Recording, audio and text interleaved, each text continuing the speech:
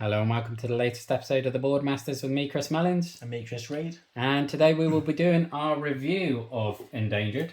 I should have grabbed this box beforehand. Following on from our successful campaign.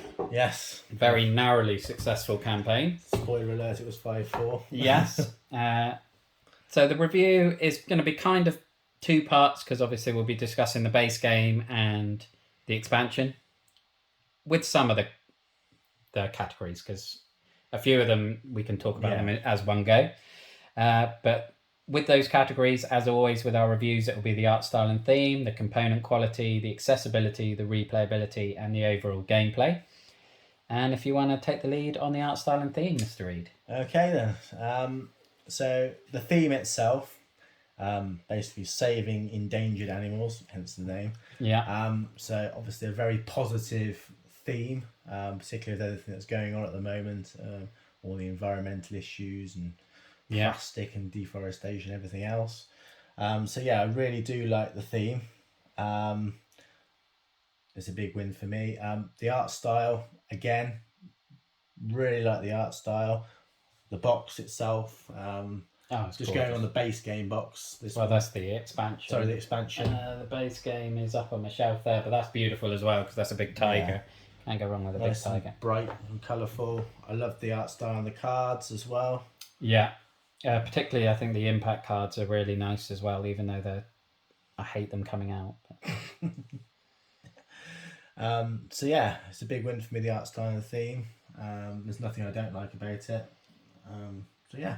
I suppose there's the one inherent problem with the theme in that it's a wonderful theme of saving beautiful animals from extinction, but then you get the other side of the coin when you lose, and based on our experience, you will lose a lot. Obviously, when you're losing, that means that animal has gone extinct, which can be a bit depressing if you invest in the theme the way that I do. But I'm not going to hold that against it. The theme is why I bought the game to begin with, because conservation and everything is a subject close to my heart, and I agree the art style it's understated. Obviously, it's not one with big, huge, flat, fancy components and things and big pieces of artwork over the board and stuff like that. But the art that is in the game in terms of the player cards and the impact cards in particular is really nice. Yeah. And yeah, I think it's a win for that. Definitely a win for that. So going on to components. Yeah, again, I really like the components for the game. I like the particularly the screen printed animals, which are in the little meeples. The sea turtles here, beautifully screen printed. Yeah. Obviously, the screen printed meeples did come in the Kickstarter edition of the expansion, so I don't think they're screen printed in the retail. But other than that, they're identical. It's just the screen printing, I think. Yeah. The rest of the components, it's all wood. Apart even the dice actually is wood, I think, isn't it? Or is it plastic? I think they are plastic. I think the year marker and the influence cubes and these are all wood or cardboard. So yeah, I think the component quality for the certainly for the price point of the game is reasonable. Yeah, it's easily available under £40, but we'll talk about that in accessibility. So yeah, it's a big win for me. What don't I like about the components? There's nothing I don't like about them. No. So there's no negative from me. Yeah, I think it's similar to the art style and theme in that it's not a game that has big fancy miniatures or is going to wow anyone with the components, but everything is functional. The dice are decent quality dice, the cards are decent quality cards, the destruction tiles are decent quality, so it's built to last, isn't it? Yeah, I don't think there's much more they could do to improve it. No, not really. And there's nothing that is a negative against it, but it's just not anything where the components are necessarily going to wow you, except the screen printed minis or screen printed meeples are lovely, particularly like the pandas. And yeah, I'm a big fan of the meeples. And the jaguars and tapirs. Tapirs with the baby tapirs. Yeah, very cute little babies. Yeah. I suppose the polar bears are the only ones that are a bit bland, but It's not much you can print on a polar bear. No. So yeah, components are very good for what they do. They're just not going to necessarily be a wow factor. Accessibility. I think this is a big win as well. Yeah. So on the accessibility, the setup and teardown is very easy and quick. Probably takes 5 minutes. Yeah. It's just basically setting the board up and setting the start of the game up. Getting your supply. Getting your cards all shuffled and everything. So that's a big win. As far as the price point, I think we're looking at, was it 30 to 40? I think it's high 30s. It was under 40s. If you get it on a sale or a discount, then you're going to get it closer to 30. So I think the price point is good. I think it's the same price for the expansion, which is due to come out on the 31st of January, I believe, in the UK anyway. So good price point, I think, for what you're getting. Although you could say for the expansion pack, which is more detailed, you could argue that it's I'm not sure I'd agree it's more detailed, but there's I think more content. Yeah, more value. Probably. Yeah, you get more plays for your buck, but obviously you need the board from the base game. Yeah. And a lot of the character things. So you do need both, but I think the expansion does a great job of expanding. To get the game, I had a quick look on Amazon. I couldn't find it on there. So it's probably one of those you have to order.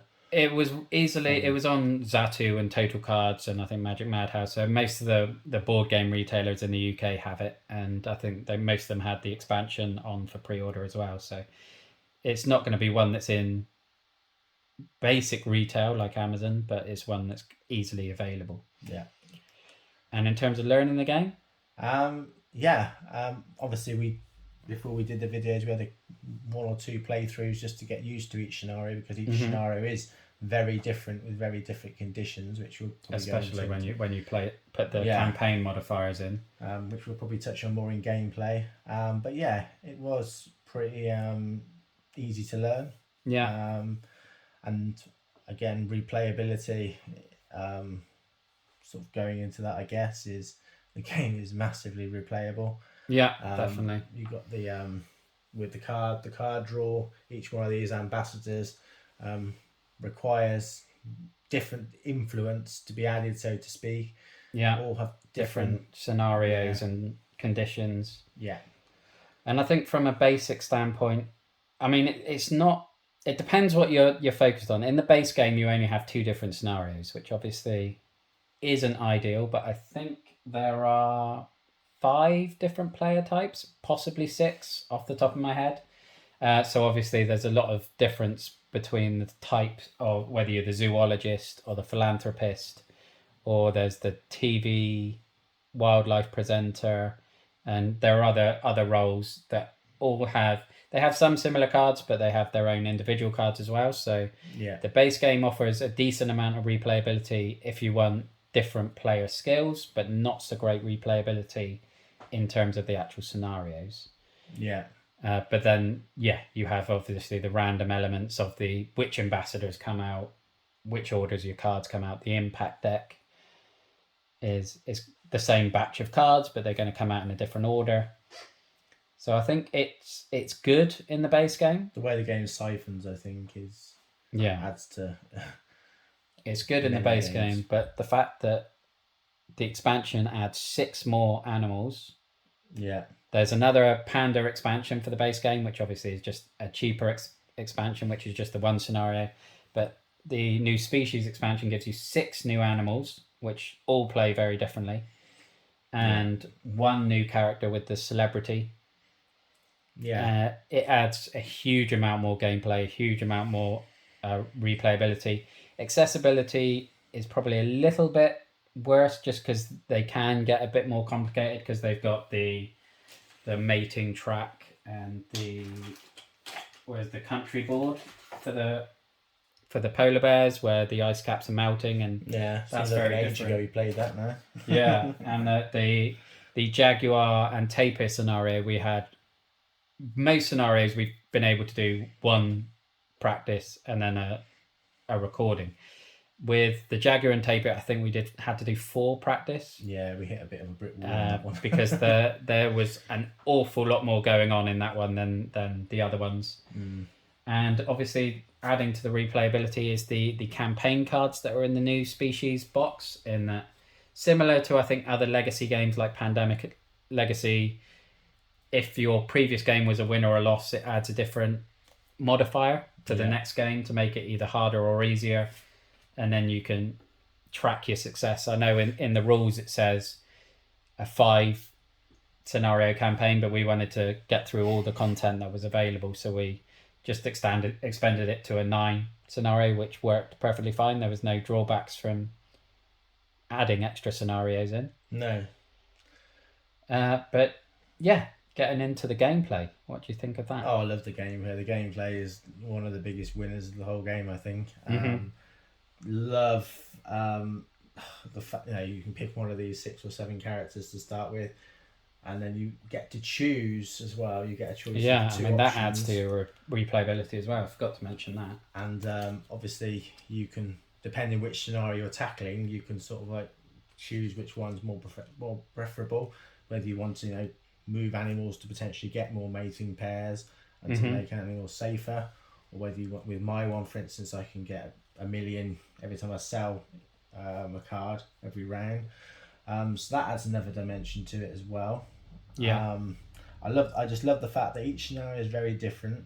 Every single breeding aspect is different as well. Some of the sea turtles, you've got to get them to shore to breed. Some of them, the tigers, you had to separate them out. Yeah.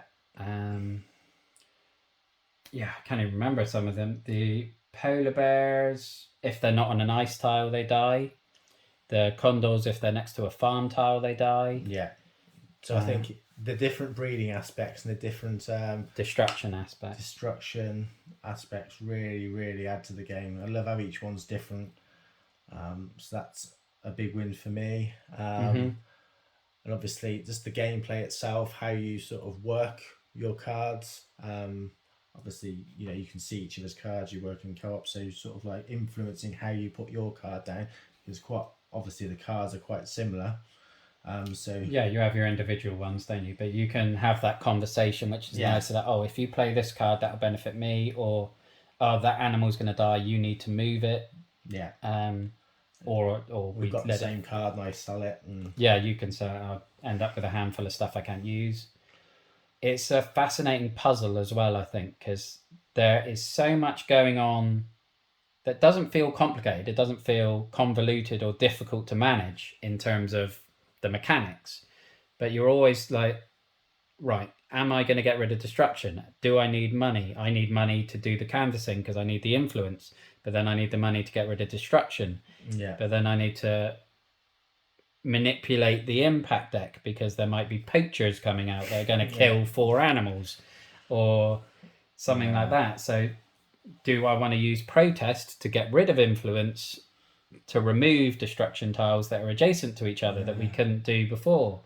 And just there's so many spinning plates, and I mean that's the beauty of the game. That's what makes it so hard, because the same tactics won't work every game, even with the same players. And I love how every single one of these is different for every single scenario. They haven't sort of like gone a broad spectrum. Yeah, just with a different pollution. For every single one, the art style represents the animal you're trying to save. Every single one is just different. So it's just even though that adds to replayability, it makes every single game, every single scenario even just feel very different. Yeah, which I like. And even when there are similarities, like a number of the scenarios will have poachers in it, a number of them will have pollution, but some of them there are persistent impacts. So a poacher might be a persistent impact in one game where it's killing an animal per turn, and then the next game it will be an instant impact where it's killing 2 or 3 animals as soon as it comes out, and then it's gone. Yeah. So although there might be similar themes, they're not just rebranded with a different picture with the same impact. They're always different. I suppose the negatives in the gameplay for me is some of the ambassadors are, I think it's the player count. for 2 players, it is a lot harder. I imagine. We haven't played with a higher player count, so I can't say for certain. But with some of these ambassadors, they're just not doable at 2-player. We found, like Japan, you need to have 16 combined cards in your hand, or plus obviously the influence on the card reduces that. But we never finish a game with more than 2 or 3 cards between us combined. So having, I think the amount of games we've played, and we've been nowhere near it. So I think with 2 players, that's pretty impossible. And even with canvassing and influence, yes, you could probably get 6 or 7, maybe 8 on a really good game onto it. So you still need 8 combined between you, which just isn't going to happen at a 2-player. Whereas if you're playing a 4 or 5-player, then it's only a couple of cards each, which makes it a lot more manageable with the influence. Australia, you need 8 yellow instant impact cards in your discard pile, and there may be other character types that work well with that scenario. Perhaps they may have a higher proportion of yellow cards in their decks, but the characters we had, I think they only had 2 or 3 yellow cards each. So again, it was one we were never getting close to, and we just had a little clutch of ambassadors where as soon as they came out, we had to just disregard them, which helped in a way because we were then able to sort of laser focus in on the ones that could be achievable. But if you have a bad draw and you've got Japan and the United Kingdom and Mexico as your 3 blues in a 2-player game, maybe it would have been nice to have maybe with the cards like the player counts written on each one to maybe make have a stack of 2-player cards and then have another stack of 3-player cards or something similar. You kind of like Nemesis, we're playing 3-player at the moment, and they have objectives for different player counts. And I suppose as well, the other key gameplay aspect is the turn order, where you can pick who goes first each round, the order of the players each round. But in a 2-player game, that's irrelevant because it can't be the same player. The player who went last in the previous round can't go first in the next round. So with a 2-player game, it's always the same people going first and second. So you lose that aspect of, okay, in a 3-player game, player A may have a really good card to start the next round, so you pick them to go first, and then in the next round, player B has got a really great card to go first, so they can go first, and you can make that decision to benefit you as a team. Whereas in a 2-player, I might have the best card, or the best skill, so I want to move some animals to make a mating pair, but I've got to wait for Chris's go, and his impact card or something could come in, kill the animals, and my plan is completely gone. And the dice is such a big factor as well, because if you get that first, if you are rolling first and you roll high, then obviously you potentially, particularly early doors, there's very few cards out. I suppose that may be one thing that harms the higher player counts, and that there'll be potentially less spaces on the table, and if a couple of people before you have both rolled high, then it's going to be hard for you to place the die. So it may be that it evens out, but I would imagine the ability to target more ambassadors will help. I love the targeting. I love this method as well of how you place each destruction tile. It's so simple. With the coordinates. It works. Yeah, really so clever. Well. And obviously, point out as well, should be apparent in the videos, but it's just double-sided, this board. So obviously you've got the water at the front, the sea, and then the other side is the sort of savannah, if you like. Jungle, Jungle. Or just grass. So, I like the fact that it's done that. I like the fact they've chosen different types of tiles as well, with the just deforestation and farming. It's just nice touches. Yeah, I mean, overall, I love the gameplay. There's just maybe a couple of negatives based on perhaps the player count that may be alleviated if you're playing with a higher player count. So bear that in mind. But yeah, it's a big win for me on the gameplay. I really like the game. So I think that probably takes us into the scores, and it might. Personally, I'm going to have a different score for the base game and the expansion. I don't know if you feel the same. I will probably have slightly different for the base game and the base game with the expansion. Okay. But what are you thinking? I'm sort of toying between an 8.5 and a 9. I think I'm just going to take both games into account and just give sort of an average. So I'd probably go to a 9. Okay, for the base game and Yeah, expansion. as a combined package, so to speak. As the main problem, the main plus that something else we've not even talked about is just how tense the game is. The amount of games, the amount of games we had, literally, where it's just the last action, the last card, a dice roll. If you want a tense game that takes it to the wire, this is brilliant for that. Yeah, I mean, check out the ending of the Jaguar scenario. Check out the ending of the Condor scenario. The ending of the Sea Otter scenario. It literally, it's very exciting and tense. Yeah, one dice roll either way, or one bad impact card either way, and they decided whether we won or lost those games. So yeah, I've not felt this tense since Dice Splice, I would say, about a game. But yeah, as a package, I'm going to go a 9. Everything we've highlighted, awesome gameplay, the biggest win for me, and obviously the art style and theme probably is a close second. I can't really fault the game too much other than what Chris has already highlighted, about the player counts. But apart from that, yeah, really love it. Yeah, I'm probably going to go, like I say, I'm going to split. I'm probably going to come to the same average as a 9 of you, but I would probably give the base game an 8.5, because you've got less ambassadors, which obviously then, if you're struggling, if you're with a 2-player, there's more chance of you getting the bad ones out that make it hard to win. The game is a little bit more luck-based than I would perhaps like. I still love it, don't get me wrong, I absolutely love it, and you can mitigate it to a good extent, but it's still, if you have, I think it was the polar bear one, we had 2 or 3 first impact cards were all climate controls and the game was over. we have had games of this where we haven't even got to the 3rd year, because you get a bad draw and those impact cards hammer you. So that is my one aspect, and the difficulty probably overall as a package is very hard, particularly at 2 players. We have lost a huge proportion of our games, and we marked too many bones down for that slightly as well, or I did. And I think with the base game, I would give it an 8.5, just because the replayability for me is a bit less, because I prefer the different scenarios rather than the difference in characters. But that's a subjective thing for me, and may not be applicable to you. If you like having the different player decks, then the base game is great. But I would give the base game with new species a 9.5, because the replayability is phenomenal. It's a very accessible game. Obviously, it's more expensive if you're having to get both, but I think it's worth it. The components are really good. The art style and theme is really good. And there are extra ambassadors that come in the expansion, which lessens the impact of certain ones there. So the draw isn't quite as damaging as it can be in the base game. Yeah, and I just love the whole variety that you get in this book, with the 6 different scenarios that are all so different, and it gives an extra character as well, so adds to the replayability there.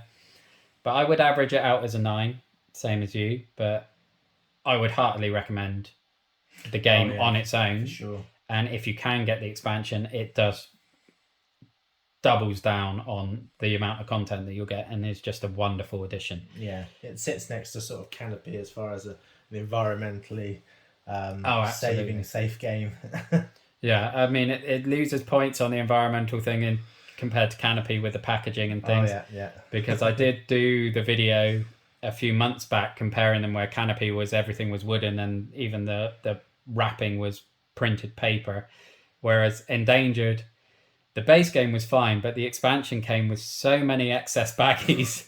It was crazy. I had like 6 or 7 plastic bags left over, which was very ironic when we've just saved the sea turtles from plastic pollution. Would have finished a few sea turtles off. Absolutely, yeah. If I was the sort of person who'd just bin them, then that would not help. But it's a wonderful, wonderful game. I think it's Grand Gamers Guild have done a phenomenal job with this, and I've thoroughly enjoyed this campaign. Yeah, me too. I've really, even though it's took longer than what I thought. We had far more losses than we probably expected. I've really enjoyed it.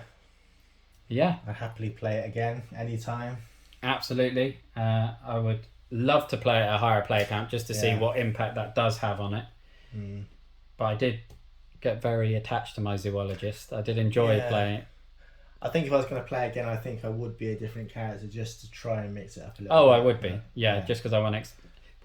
We did mix it up a bit before we started filming, but again, probably out of the I think 25 to 30 playthroughs we've had of this, probably 5 of those were with different characters, so we haven't experienced much of those. But they are there, and they are very different from the decks we had. We just loved the combination of the zoologist and the philanthropist because it gave the balance of money and animal manipulation. Yeah, that's why we fell on that at the end of the day.